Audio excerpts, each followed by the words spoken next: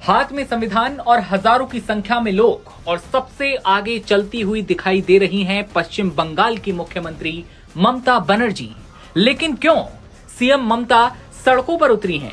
वजह है चुनाव आयोग के विशेष मतदाता सूची पुनरीक्षण यानी एसआईआर के खिलाफ विरोध प्रदर्शन। जी हां, लोगों में गुस्से की तस्वीरें पश्चिम बंगाल की हैं। एसआईआर के खिलाफ ममता बनर्जी ने जोरदार रैली निकाली। सीएम बनर्जी ने इसे साइलेंट इनविजिबल रिगिंग यानी कि शांत अदृश्य धांधली करार देते हुए केंद्र की भाजपा सरकार और चुनाव आयोग पर लोकतंत्र को कमजोर करने का आरोप लगाया।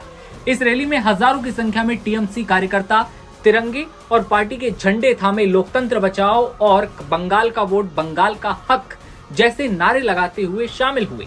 ममता बनर्जी पारंपरिक सफेद सूती साड़ी और चप्पल में दिखी।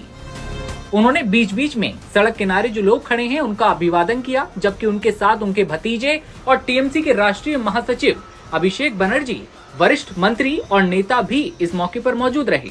टीएमसी ने इस विरोध प्रदर्शन को प्रतीकात्मक रूप से बंगाली अस्मिता और संविधान की रक्षा के संघर्ष से जोड़ा। पार्टी नेताओं ने कहा कि ये लड़ाई केवल मतदाता सूची की नहीं बल्कि बंगालियों के मताधिकार की सुरक्षा की है।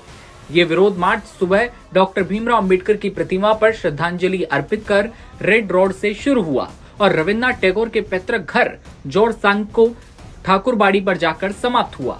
इसी बीच टीएमसी सांसद डेरेक ओब्रायन ने भी चुनाव आयोग पर निशाना साधते हुए कहा कि एसआईआर एक कौन जॉब है जो कि एक एक्सट्रीमली कॉम्प्रोमाइज्ड बॉडी द्वारा आयोजित किया जा रहा है। उन्होंने दावा किया कि 2011 से अब तक लगातार जीत दर्ज करने वाली तृणमूल कांग्रेस 2026 के विधानसभा चुनाव में भी विजयी होगी। गौरतलब रहे कि एसआईआर की दूसरी फेज की प्रक्रिया 4 नवंबर से शुरू होकर 4 दिसंबर तक चलेगी। इसके तहत 12 राज्य और केंद्र शासित प्रदेशों में मतदाता सूची का विशेष पुनरीक्षण होगा। पश्चिम बंगाल में इसका महत्व इसलिए भी बढ़ गया है क्योंकि राज्य में 2026 में विधानसभा चुनाव हैं। ममता बनर्जी ने चेतावनी दी है कि अगर मतदाता सूची से नाम हटाने या मताधिकार छीनने की कोशिश हुई तो हम संविधान की शपथ लेकर सड़कों पर लड़ेंगे। लेकिन भाजपा ने क्या कहा? दरअसल भाजपा ने ममता की इस पूरी रैली को पूरी तरह राजनीति से प्रेरित बताया।